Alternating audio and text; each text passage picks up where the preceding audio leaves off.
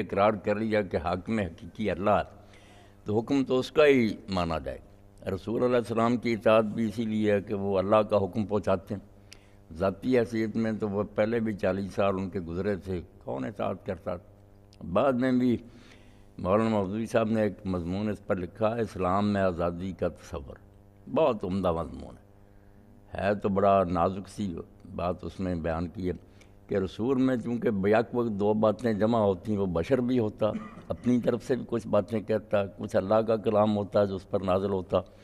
اب یہ فرق کرنے کے لیے لوگوں کے پاس تو کوئی پیمانہ نہیں ہوتا کہ کون سی بات یہ اپنی طرف سے کہہ رہے ہیں، کون سی اللہ کی طرف سے کہہ رہے ہیں۔ یہ ان کی دیانتداری کی حد ہوتی ہے کہ وہ خود ہی لکیر کھینچ لیتے کہ یہ میں اپنی رائے دے رہا ہوں، آپ لوگ چاہیں مانیں چاہیں اس کے مقابلے میں اپنی بات کہیں۔ یہ ٹریننگ بھی وہ ایسی دیتا ہے کہ اسی وجہ سے لوگ بعد میں بڑے بڑے حکمرانوں کے سامنے کھڑے ہو کر کہہ دیتے کہ آپ یہ بات کیوں کہہ رہے ہیں، ہم نہیں مانیں گے۔ یہ جرأت اسی لیے پیدا ہوتی کہ خود رسول جس کے لوگ فدائی ہوتے ہیں اس کے اشارے پر جانے قربان، وہ اپنے مقابلے میں انہیں حق دیتا کہ اگر میں ذاتی رائے پیش کروں جو اللہ کا کلام نہ ہو تو تم میرے بندے نہیں ہو، بندے تم اللہ کے، اس لیے اگر وہ بات نہیں ماننا چاہتے نہ مانو۔ اور اس کی قرآن مجید میں ایک ایسی پیاری مثال ہے کہ رسول کریم علیہ السلام کے کتنے احسان تھے حضرت زید پر، خریدا تھا آپ کی بیوی نے، پھر وہ آپ کا بچہ تھا، بیٹا بنایا ہوا تھا، آپ پھوپھی کی بیٹی دی زینب اس کو، مگر نباہ نہ ہو سکا، اس نے ارادہ طلاق کا کیا۔ حضور نے کہا ہم سے کل ہے کا زوجہ کو واتق اللہ، بیوی کو رکھے رکھ، اللہ سے ڈر،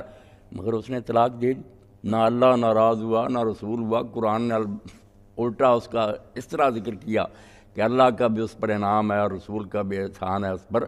اچھے لفظوں میں یاد کیا۔ پورے قرآن مجید میں کسی کا نام نہیں آیا صحابی کا سوائے اس حضرت زید رضی اللہ عنہ، حالانکہ اس نے بظاہر حضور کی نافرمانی کی مگر وہ بشر کی نافرمانی تھی۔ حضور کا مشورہ تھا ایک سرپرست کی حیثیت سے، نہیں مانا۔ اگر وہ حکم خداوندی ہوتا اور اس کا وہ انکار کر دیتا پھر تو اسلام سے ہی نکل جاتا۔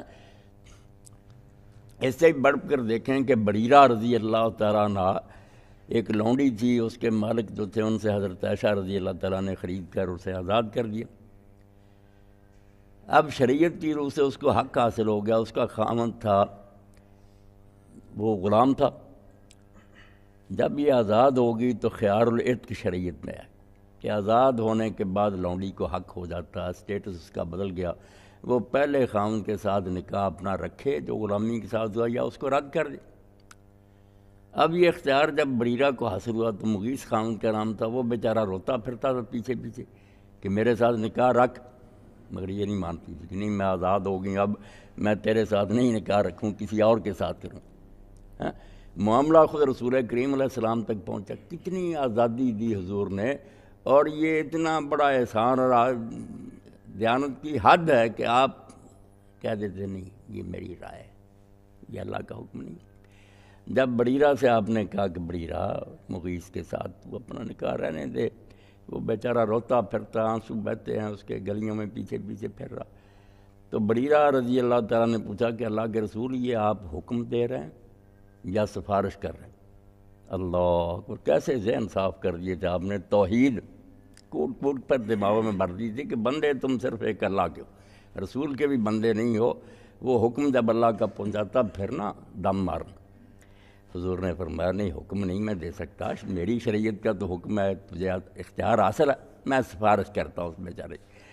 تو اس نے کہا اگر سفارش ہے تو پھر میں نہیں قبول کر، مانی نہیں سفارش ہوئی۔ تو یہ مضمون پڑھنے کے قابل ہے جو پھر مولانا لکھا کہ یہ بنو امیہ اور بنو عباس کا احسان ہے مسلمانوں پر کہ زور و زر کے ذریعے تلوار سے بھی اور پیسے دے کر بھی لوگوں کی زبانیں بند کر دیں،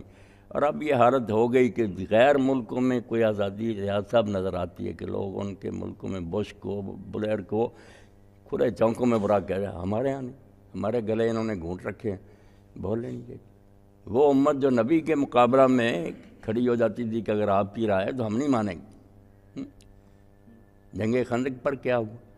کہ رسول کریم علیہ السلام نے معاہدہ کر لیا بنو غطفان قبیلے کے ساتھ، وہ بھی ابو سفیان کے ساتھ آئے تھے۔ مہینہ مدینے کا محاصرہ رہا، جان بلغت القلوب الحناجرہ، گلے میں جانیں آ گئیں، مسلمان بیچارے مرنے پر آ گئے۔ حضور نے لوگوں کی تنگی دیکھ کر بنو غطفان کے سرداروں سے خفیہ یہ معاہدہ کیا کہ تم ابو سفیان کا ساتھ چھوڑ دو، معاہدہ یہ اٹھا رہا معاشرہ، ہم مدینے کی پیداوار جو ہے نا کھجوروں کی 3 حصہ اس کا تمہیں گھر پہنچا دیا کریں۔ بات طے ہوگی، لکھا پڑھی ہوگی، تو رسول کریم علیہ السلام نے فرمایا کہ بات تو میں نے کر لی ہے، مگر یہ معاہدہ اسی وقت پختہ ہوگا جب مدینے والے منظوری دیں گے، باغ تو ان کے۔ تو سرداروں کو بلایا، سعد بن عبادہ کو، سعد بن معاذ کو رضی اللہ عنہ، آپ نے کہا یہ بات، تو انہوں نے کہا اللہ کے رسول اگر تو وہی ہے، اللہ کے حکم سے آپ کر رہے ہیں، تو پھر ہم سے پوچھنے کی کیا ضرورت ہے؟ ہم جان و مال آپ کے ہاتھ پر بیچ چکے، اور اگر آپ صرف ہماری تنگی کی وجہ سے ایسا کر رہے ہیں نا کہ یہ بیچارے گھبرا نہ گئے ہوں کہ کس مصیبت میں ہم حضور کو یہاں لا کر پھنس گئے کہ شہر تو تباہ ہونے کے قریب ہے، تو پھر جب ہم کافر تھے اس زمانہ میں بھی یہ ذلت ہم نے قبول نہیں کی کہ ایک کھجور کسی کو خراج کے طور پر دی ہو۔ اب تو ہم اسلام لائیں اور آپ کہتے ہیں کہ اگر مر جاؤ گے جنت ہے، تو ہم یہ رسوائی کیوں قبول کریں؟ آپ ہمیں شہید ہونے دیں، مدینہ برباد ہونے دیں، ہم ایک کھجور نہیں دیں گے۔ حضور نے معاہدہ پھاڑ دی، پہلے وضاحت انہوں نے کرا لی کہ یہ وہی ہے۔ تو واقعی بات جو ہے نا، جیسے مولانا نے کہا کہ دین میں اصل جو ہے نا درمیان کی بات، مرکز وہ تو اللہ ہی، اللہ ہے تو اس کا رسول ہے، اس کی کتاب ہے، قیامت اگر اللہ ہی نہیں تو قصہ ہی ختم۔ اس لیے پہلی بات تو دین یہی منواتا ہے کہ اللہ ہے اور تنہا ہی اس کائنات کا مالک ہے، باقی جو کچھ ہے نا رسول، کتاب، آخرت، یہ تو اللہ سے پھر شاخیں پیدا ہوتی ہیں۔ جی کن صاحب خیریت؟ اللہ فضل پر اس بارے میں کوئی چیز وضاحت کرو تو پوچھ لیجیے۔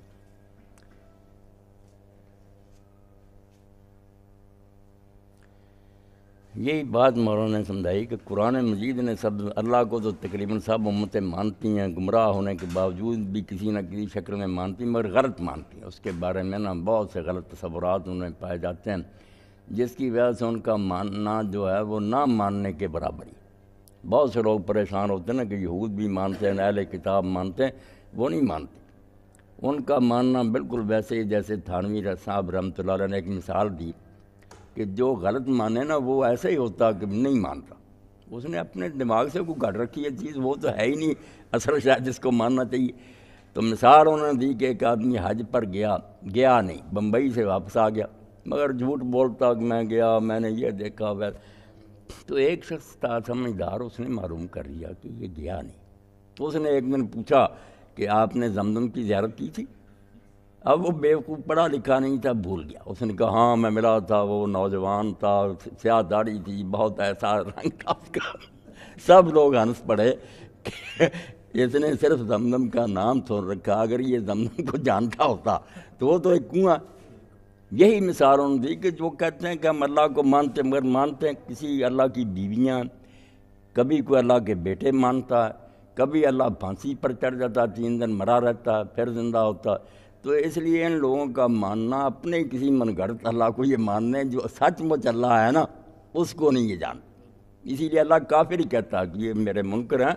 یہ مجھے نہیں پہچان، بالکل غلط پہچان۔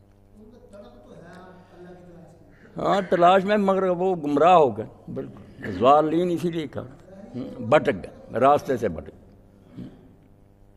پا نہیں سکے، بھول گئے۔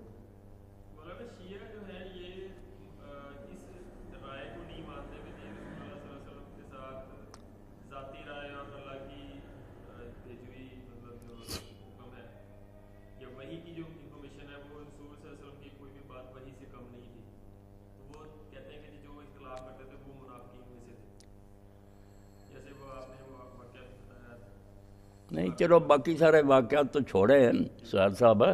یہ حضرت زید کا واقعہ تو قرآن مجید نہیں ہے نا، اور زید بن حارثہ کو تو وہ بھی کہتے ہیں کہ وہ مومن تھے، متقی تھے، حضور کی زندگی میں وہ شہید ہو گئے تھے۔ اب ان کا تو قرآن ذکر کرتا نا کہ حضور نے کہا تھا کہ طلاق نہ دو، انہوں نے دی ہے۔ اب اس پر ناراضگی کا ایک لفظ بھی قرآن نے نہیں بیان کیا کہ اس نے برا کیا یا کوئی غلط بات کہی، نہیں، کوئی نہیں کہا۔ اس سے صاف تو پتہ چلتا ہے کچھ باتیں آپ اپنی طرف سے کہتے تھے، اگر یہ نہ مانا جائے تو پھر قرآن مجید ہی جو ہے اس میں بہت مقام آئے جو حال ہی نہیں ہو سکتے۔ حضور نے جب کہا تھا لوگوں سے کہ تم نہ جاؤ جنگ تبوک پر، اجازت مانگی منافقین نے، بہانے بنا، آپ نے اجازت دے دی، اب قرآن نے کیوں کہا اف اللہ عنک لما اذنت لهم، اللہ نے آپ کو معاف کیا، آپ نے کیوں اجازت دی؟ اجازت نہیں دینی چاہیے تھی، جانا پھر بھی نہیں تھا، انہیں ننگے ہو جاتے، پتہ چل جاتا سب کو کہ یہ بے ایمان ہے۔ اب آپ کی اجازت کا انہوں نے بہانہ بنا لیا کہ ہم تو حضور سے اجازت لے کے، اللہ نے یہ کہا کہ آپ نے اجازت کیوں دی تھی؟ اگر آپ ہر وقت وہی سے بولتے تھے تو یہ کیوں کہنا تھا؟ جو شاید حرام کر لیا وہاں آیا یا ایھا النبی لما تحرم ما احل اللہ لک، اے رسول آپ کیوں اس شے کو حرام کرتے ہیں جو اللہ نے حلال کی؟ اگر اللہ کے حکم سے حلال کی تھی تو پھر اللہ یہ کیوں کہتا؟ تو نہ بات کوئی مانے تو سہل، اس کا تو علاج نہیں، صاف پتہ چلتا کہ آپ کوئی ایسے نہیں تھے روبوٹ کی طرح معاذ کہ اللہ ہی ہلاتا تھا، آپ اپنی سمجھ سے بھی کام لیتے تھے۔ البتہ یہ جاہل لوگوں نے جب بات بنا لی نا کہ جب حضور کی ذاتی رائے بھی ہوتی تھیں تو وہ دین نہیں، جیسے یہ منکر حدیث ہو گئے، یہ نہیں سمجھتے کہ اللہ اپنے رسول پر نظر رکھتا تھا، اس کی ذاتی رائے پر بھی کڑی نگرانی تھی، اس لیے وہ اس کے جو ہے نا اجتہاد ہیں وہ اجتہاد ہی، مگر وہ دوسرے علماء جیسے نہیں کہ غلطی ہوتی رہے تو اللہ کو کیا پرواہ، اللہ اس پر نظر رکھتا تھا، اس کی اصلاح کی ہے ایک دو چھوٹی باتیں، حالانکہ وہ دین بھی نہیں تھا، اجازت دے دی، کمانڈر کسی کو اجازت دے دے، یہ کون سی بات، کوئی چیز نہیں اچھی لگتی کہہ دیا میں نہیں کھاؤں گا، مگر اس پر بھی ٹوکا گیا جس سے پتہ چلا کہ آپ کی پوری زندگی اللہ کی نگاہ میں تھی۔ اس لیے جیسے سید سلیمان ندوی رحمۃ اللہ علیہ کہتے ہیں نا کہ اس کو ملحق بالوحی کہنا چاہیے، کہ ایک تو صاف وحی ہے، ایک جو ہے نا کہ آپ کے اجتہاد وہ بھی وحی کے ساتھ ہیں، اب اسی درجے کے ہیں جیسے اللہ نے آپ بول کر کہہ دی، کیونکہ نظر جو تھی اس پر ان کو رد نہیں کیا جاتا۔ جی کن صاحب آپ بھی فرمائیں۔ وعلیکم السلام تاریخ کو کس طرح سے آپ ساری مراد کر دیں، یہ واقعات تو ایسے ہیں جو صحیح حدیث میں موجود ہیں جو مولانا نے بتایا ہے، ان کو کیسے رد کریں؟ میدان جنگ بدر کا واقعہ ہے کہ وہاں حضور نے یہ جگہ بڑاؤ کا حکم دیا، تو ایک صحابی حباب بن منذر نے کہا کہ حضور یہ آپ کی رائے ہے یا وہی ہے؟ تو آپ نے کہا یہ میری رائے ہے، تو انہوں نے کہا کہ ہم فلاں جگہ اگر پڑاؤ لگائیں گے تو ہمارے لیے زیادہ بہتر ہوگا اور دشمن کے لیے نقصان دہ ہوگا، تو آپ نے وہاں دوسری جگہ مستقل ہو۔ اب یہ تاریخی واقعات ہیں، اب یہ جو ساری تاریخ سے انکار کر دیں، سے انکار کر دیں کہ ایسا کوئی واقعہ نہیں ہو، یہ کس طرح ہوگا؟ نبی کریم صلی اللہ علیہ وسلم وجود کس طرح سے ثابت کریں گے؟ وہی جو سیرت ہی ثابت ہے، سارے واقعات جو صحیح بیان ہوئے تو ان کو کیسے رد کرتے ہیں؟ ہر کتاب میں موجود ہے، ایک نہیں صرف ایک واقعہ ہوتا تو پھر تو اور بات، متعدد واقعات ایسے ہیں، اور اسی لیے اللہ تعالیٰ کی طرف ہوتی ہے تاکہ لوگوں کو پتہ چل جائے کہ نبی کریم صلی اللہ علیہ وسلم ان پر اللہ تعالیٰ کی طرف سے سخت وسلم نگرانی، عام آدمی پر یہ نگرانی نہیں ہے، عام آدمی کے لیے حکم ہے مانو اور وہ نہیں مانتا تو اس کے لیے سزا ہے، لیکن نبی جب کسی راہ سے ذرا سا بھی تھوڑا سا ایک طرف ہوتا ہے تو اسی وقت اس کی نگرانی ہو حکم آ جاتا ہے کہ یہ بات اس طرح سے نہیں ہونی چاہیے، یوں ہونی چاہیے، یوں اس کی تصحیح کر دی جاتی ہے، کیونکہ ان کے پیچھے تو امتوں نے چلنا ہے، امتوں لاکھوں کروڑوں آدمی نے اربوں نے ان کی پیروی کرنی ہے، تو وہ ایک غلط چیز کو کس طرح چھوڑا جاتا ہے، اس لیے قرآن مجید کے اندر جس کی کوئی تردید بھی نہ کر سکے وہ اس چیز کو بیان کر دیا، تو یہ اس سے زیادہ بڑی کیا مثال ہو سکتی ہے؟ اور اگر قرآن مجید میں یہ ٹوکنے کی کیا ضرورت تھی؟ یا اللہ کیوں انہوں نے کیوں آپ نے اس چیز کو حرام کر دیا اپنے اوپر جو کہ اللہ تعالیٰ نے حلال کی تھی، کیا ضرورت تھی؟ تاکہ لوگوں کو یہ اندازہ ہو جائے کہ اصل چیز حلال اور حرام ہے وہ اللہ تعالیٰ نے حکم دیا، اور جس کی جو نبی صلی اللہ علیہ وسلم اللہ تعالیٰ کی طرف سے اس کی تردید یا اس کی نہیں آئی تو ٹھیک ہے، وہ اسی طرح سے وہ ہو جاتی ہے۔ پیغمبر علیہ السلام کا کام کتنا دشوار تھا کہ ایک طرف تو اللہ نے کہا کہ کسی بشر کا کام یہ نہیں کہ ہم اسے کتاب اور حکمت دیں اور وہ لوگوں کو کہے کہ میرے بندے بن دو، اگر یہ وہ کام کرانا شروع کر دے تو وہ تو کافر بنانا شروع کر دیا اس نے کہ اپنی غلامی سکھائی، ایک طرف آزادی کی تربیت دینی تھی، اس لیے یہ بھی بات رہی کہ آپ کی رائے ہوتی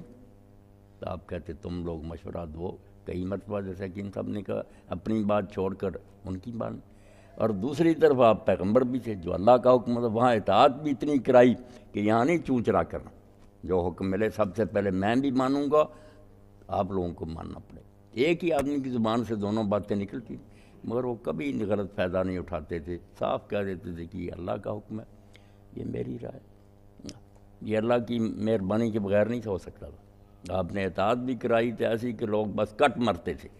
اور آزادی بھی دی تو ایک لونڈی تک کو اپنے مقابلہ میں دے دی کہ میں صرف سفارش کر رہا ہوں، حکم نہیں دے رہا۔ اللہ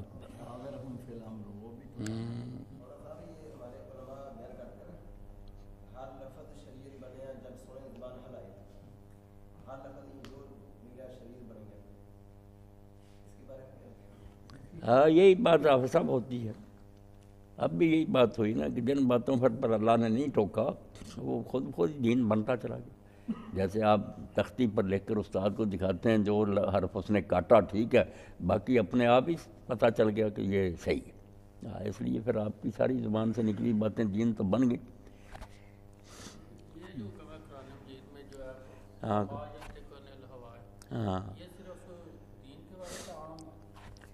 اس کے بارے میں چیمہ صاحب صحیح بات یہ ہے کہ یہ قرآن مجید کے بارے میں وہاں بات قرآن مجید کی ہو رہی کہ وہ کہتے ہیں کہ اپنے دل سے اس نے یہ سب کو گھڑ لیا،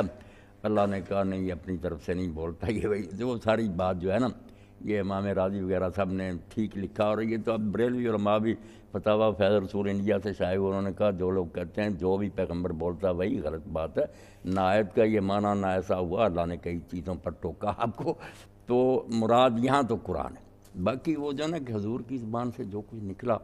اس پر بھی اللہ کی نظر تھی، اس لیے جیسے مثال دی نا کہ جو نہیں ٹوکا ایک دو باتوں کے سوا وہ اپنے آپ ہی پھر کریکٹ ہو گیا کہ یہ سارا دین ہے، وہ بھی ملحق بالوحی، بہت اچھا لفظ بولا سید سلمان رضی صاحب کہ وہی نہیں تھا مگر وہ وہی کے برابر ہے نا، وہی کے ساتھ ہی شامل ہو گیا، وعلیکم السلام، رو سارا اللہ کی نگاہ سے گزرا، اللہ نے اس کی منظوری دے دی۔ جی قرآن مجید کی بات، اس کے بعد نا بیٹھیں گے تو پھر انشاءاللہ آئندہ کیا پڑھنا۔